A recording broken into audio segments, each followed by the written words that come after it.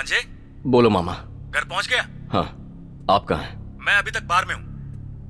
कल तूने पापा को कुछ ज्यादा ही बोल दिया। उनका ख्याल कौन रखेगा? हम लोग बेचारे। कल से उन्होंने कुछ नहीं खाया।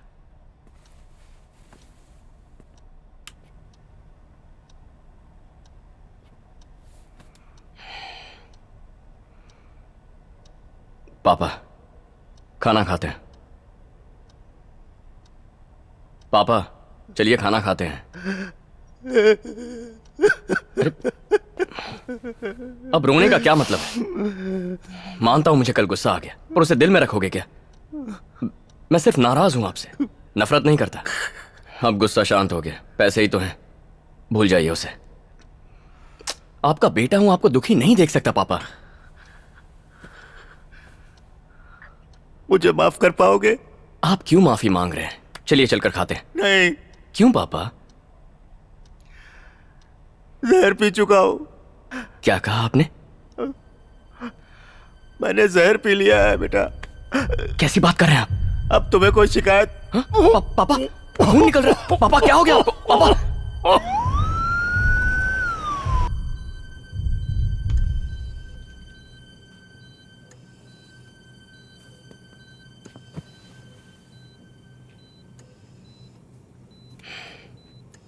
पापा, बेटा, दिमाग है या नहीं आप में? ऐसे ही बिना सोचे समझे इतना बड़ा फैसला कौन लेता है पापा?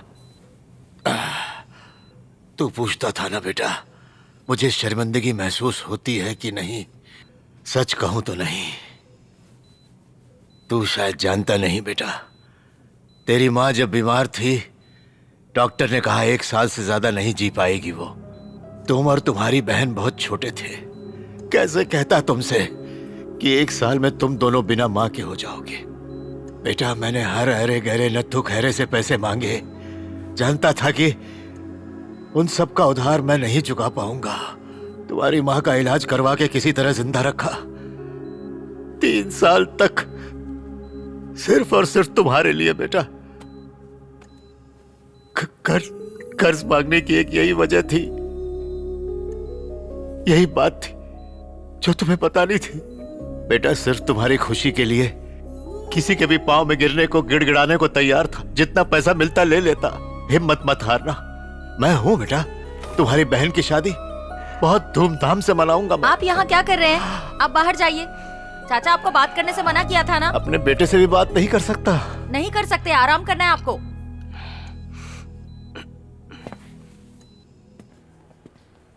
तू चिंता मत कर, बस थोड़ी सी तबीयत खराब है। हम हैं ना सेल्वी, घबरा मत। भैया, पापा कैसे हैं? अभी ठीक है। मैं मिल सकती हूँ? सो रहे हैं अभी। ठीक है। कल सुबह तक डिस्चार्ज कर देंगे। पापा अभी सो रहे हैं। मैंने उसे जहर वाली बात नहीं बताई है। तुम भी मत बताना प्लीज। 1 सेकंड। सेल्वी, जरा अपना फोन दो। मैं बाद में बात करती हूँ।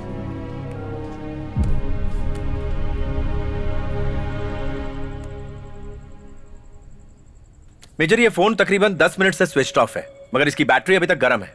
मतलब इसका कोई ना कोई सॉफ्टवेयर एक्टिवेटेड है। इस phone is hacked. Major, phone दीजिए जरा। अपना नंबर बताइए। 8939220874। देखिए, आपको मैंने कॉल किया है। अब ठीक 3 गिनते ही आपका फोन डिस्कनेक्ट होगा। 1, 2, 3। यानी आपका सिम कार्ड भी हैक्ड है। ये हैकर आपके कॉल सुन सकता है और आपका डेटा भी पढ़ सकता है। इस हैकर को ट्रेस करने का कोई तरीका है? असली हैकर वही है जिसे ट्रेस ना कर सको। आज हर इंसान स्मार्टफोन रखता है। हम ऐप इंस्टॉल करते हैं और परमिशंस पे अलाउ कर देते हैं, और उन्हीं ऐप्स की मदद से हैकर्स हमारे फोन पर कब्जा कर लेते हैं। मेजर, आपको जरूर कोई एम्प्टी मैसेज आया होगा। मुमकिन आपको याद भी ना हो। जैसे ही आपने इसे ओपन किया होगा, फोन की सारी information, SMS, photograph, mail, camera, recorded voice, सब कुछ हैक हो गया होगा। क्या इन्हें रोकने का कोई ऑप्शन नहीं है? सिर्फ एक तरीका है, स्मार्टफोन यूज करना ही छोड़ दीजिए। वो आपका GPS ट्रैक करेगा। अपने पापा का बेसिक फोन यूज कीजिए, उसमें कोई ऐप नहीं होगा। ना हैक कर पाएगा, ना आपको ट्रैक कर पाएगा। सेल्वी का फोन हैक किया वो तो समझ में आता है। उसे पता कैसे चला कि सेल्वी मेरी बहन है? ये थोड़ा अजीब नहीं है? सब कुछ तो तुमने खुद ही उसे बता दिया। मैंने उसे बताया? अपनी सारी इंफॉर्मेशन दुनिया के साथ शेयर कर रहे हो। ये देखो, 1 महीने में 30 फोटो अपलोड किए with my sis, with my daddy, पूरी फैमिली एल्बम इंटरनेट पे अपलोड कर दी।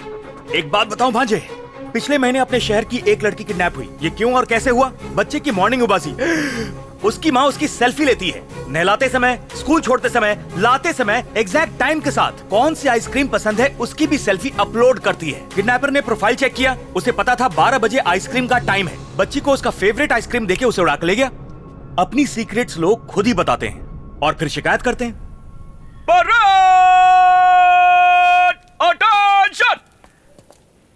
अभिमन्यु, इसे तुमसे कुछ बात करनी हेलो है। सर, मेरा नाम वसंत है सर। पिछले साल मेरी माँ के इलाज के लिए मुझे कुछ पैसों की जरूरत थी और वैसे भी हमारे देश में मेडिकल लोन नहीं मिलता। 50 साल से ज्यादा एज वालों का हेल्थ इंश्योरेंस नहीं होता। लोन के लिए मुझे कुछ डॉक्यूमेंट्स फोर्ज कराने पड़े सर।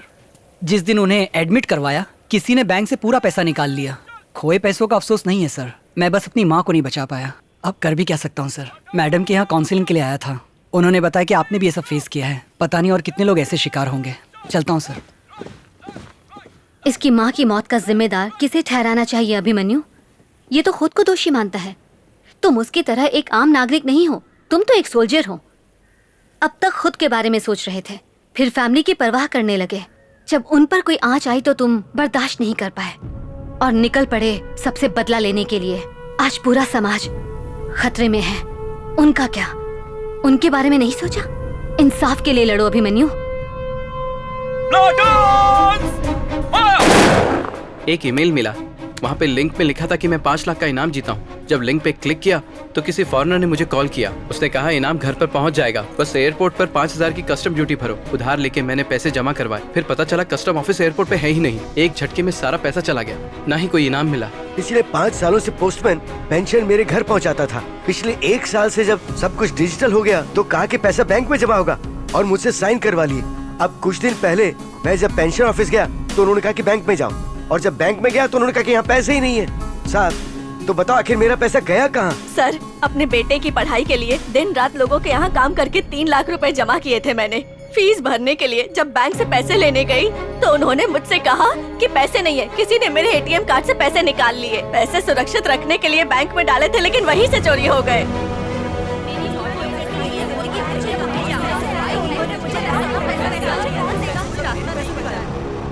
जितनी एटीएम सर्वर मशीन्स हैं, उनका एक स्विच होता है। एटीएम में जाके जब आप अपना पिन नंबर दबाते हो, उसके बाद आपका बैंकर स्विच ओपन करके आपके डिटेल्स चेक करता है। उसी गैप में ये कमीने चोर छोटी छोटी रकम को चुरा लेते हैं। हमें लगता है कि बैंक हमसे छोटे मोटे टैक्स चार्ज कर रही है, तो गाली देके उसे भूल जाते हैं। पहले के जमाने में तो सिर्फ इंसान ठगे जाते थे सर, लेकिन आज तो कंप्यूटर और मशीन को भी लूटा जा रहा है। इस देश को लूटने वाले किसी और देश में छुप कर बैठे हैं, उन्हें नहीं पकड़ सकते। आप अपना काम करो सर। इस तरह से काम नहीं होगा भांजे, कोई और रास्ता निकालना होगा। चलो चलते हैं। हाँ? क्या हाल है? मुझे तो लगा तू बार्सिलोना में सेटल हो गया रहेगा, पर तू इस बेवड़े के साथ यहाँ क्या कर रहा है? आगे दिमाग छट। एक्चुअली मैं बहुत अपसेट हूँ। क्यों भाई, क्या हो गया? अकाउंट से पैसे चोरी हो गए। कितने का चूना लगा?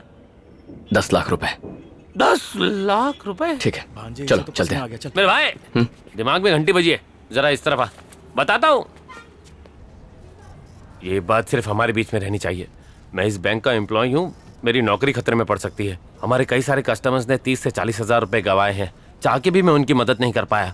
बैंक के कंप्यूटर सिस्टम की रिपेयरिंग का annual maintenance contract Ritchie street के सलमान को दे रखा है, वो कुछ कर सकता है। थोड़ी सी फीस के बदले सिस्टम में झोल झाल से अमाउंट वापस ला सकता है। अमाउंट 10 लाख है, मत बताना, डर जाएगा। उससे 50,000 बोलना। रिची स्ट्रीट में जैसे एंटर होंगे, लेफ्ट साइड में तीसरी दुकान है, Salman system and repair service. कहना कि मैंने भेजा है। हमें सलमान से मिलना है। हाँ, मैं ही सलमान। हमें ज्ञान कुमार ने भेजा है, हमारे अकाउंट में से। एक सेकंड, छोटू दुकान संभाल। हाँ भाई। देखो, ऐसी बातें हम बाहर नहीं कर सकते, हर किसी को बता नहीं सकते ना। कितना अमाउंट है? 50,000 रुपए। 50,000? ये तो बड़ा अमाउंट है। मेरे आदमी ने किया होगा तो 35,000 वापस मिल जाएंगे। लेकिन बात तो 50,000 की है और तुम हमें सिर्फ 35,000 दोगे। शुक्र मनाओ, इतने तो मिल रहे हैं। कोर्ट कचहरी के चक्कर लगाने पड़े ना तो पुलिस और वकील सारा पैसा खा जाएंगे। Okay sir. नुक्कड़ से बाई गली में जाना, वहाँ मुथु मोबाइल एंड इलेक्ट्रॉनिक्स का बोर्ड दिखेगा। वहाँ मेरा आदमी रॉबर्ट्स मिलेगा, उसका नंबर नोट कर लो।